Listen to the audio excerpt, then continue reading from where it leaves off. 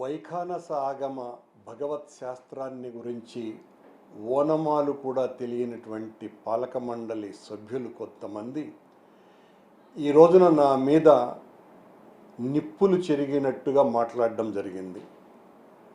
నేను ఈరోజు ఉదయం శ్రీ మహావిష్ణువు విగ్రహానికి జరుగుతున్నటువంటి అపచారం, అది కూడా సాక్షాత్తు శ్రీవారి పాదాల చెంత అలిపిరికి అతి సమీపంలో ఉన్నటువంటి ప్రాంతంలో ఈ రకమైన అపచారం జరుగుతోంది అన్నటువంటి విషయాన్ని వెలికి తీసి చూపిస్తే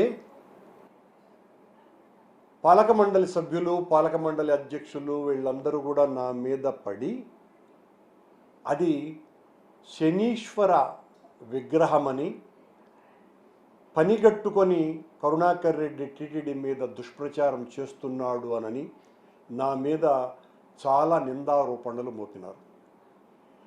ఏ శాస్త్రం వీళ్లకు చెప్పిందో శంకు చక్రాలు ధరించినటువంటి విగ్రహం శని విగ్రహం ఎలా అవుతుందో ఈ ఋష్య పుంగవులకే తెలియాలి, లేదా ఈ ఆధునిక వేద భాష్యకారులకే తెలియాలి.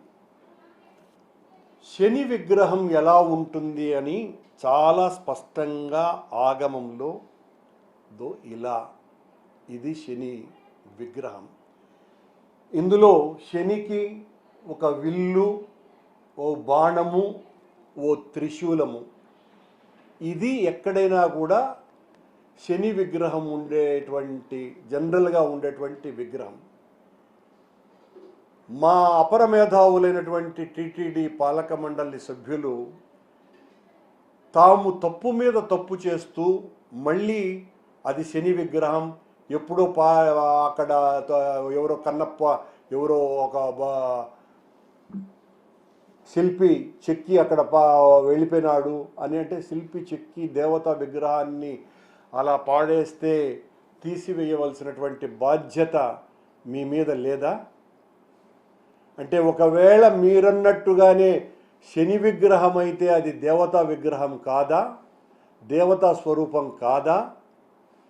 నేను అది శని విగ్రహం కానే కాదని, అది 100% శ్రీ మహావిష్ణు విగ్రహమేనని చాలా స్పష్టంగా శంకు చక్రాలు ధరించినటువంటి విగ్రహంగా చాలా స్పష్టంగా అది నిరూపించటం జరిగింది. మీరు జరిగిన తప్పును సరిదిద్దుకోకుండా నేను ఆడపోయి మందు బాటలు వేసినానంట. సరే, ఎంతకైనా దిగజారి మా మీద నిందలు మోపేటువంటి శక్తి ఉన్నది, మీకు యుక్తి ఉన్నది, అధికారము ఉన్నది. అక్కడ సీసీ కెమెరాలు ఉంటాయి, నిఘా వ్యవస్థ పూర్తిగా విఫలమైంది.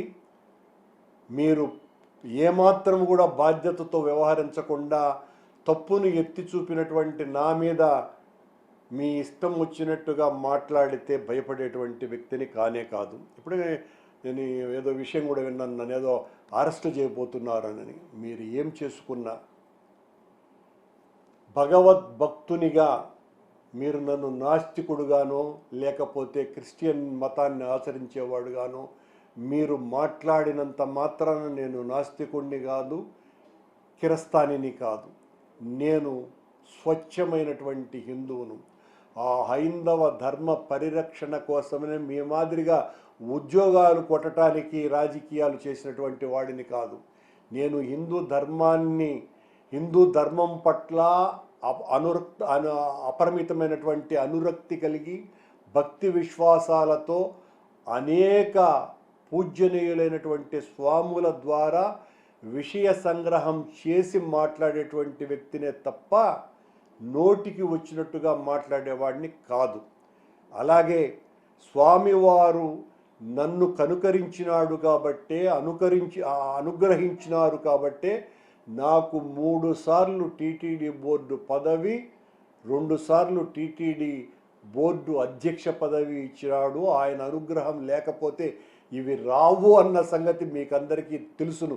మీరేమో ఒకసారి టీటీడీ పదవి పొందగానే భగవత్ అనుగ్రహమంతా మా మీద ఉండటం కారణంగా నాకు ఈ అవకాశం వచ్చిందని చెబితే, నాకు 2 సార్లు అధ్యక్ష పదవిని 3 సార్లు బోర్డు మెంబర్గాను భగవంతుడు ఇచ్చినాడంటే నాకు అనుగ్రహం కాకుండా భగవంతుడు నా మీద కోపంతో నాకు ఆ పదవి ఇచ్చినట్ట?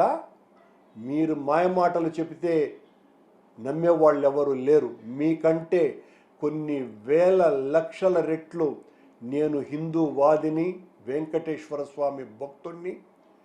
ఆ విగ్రహం అలా ఉంచటం 1.5 సంవత్సర కాలంగా మీ హయాంలో మీరు అధికారంలోకి వచ్చినప్పుడు, అధికారంలోకి రాకపూర్వము మా మీద విపరీతమైనటువంటి నిందారోపణలు మోపి మేము హైందవ వ్యతిరేకులము, హైందవ వ్యతిరేక ప్రచారం చేస్తున్నాము అని చెప్పినటువంటి వాళ్ళు మీ హయాంలో ఏం జరుగుతోంది అని నేను ఎత్తి చూపితే అది శనిగ్రహ విగ్రహం అని మాట్లాడతారా?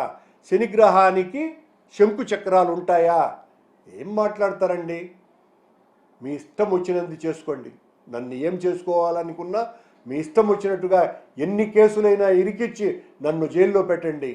నేను హైందవ ధర్మం కోసమని పోరాడకుండా ఉండేటువంటి ప్రసక్తి లేనే లేదు. నాకు రాజకీయాల కంటే హిందూ ధర్మాన్ని కాపాడటమే లక్ష్యంగా, ఆ భగవంతుని ఆదేశంగా ఉద్యమిస్తా, పోరాడతానని తెలియజేస్తున్నాను.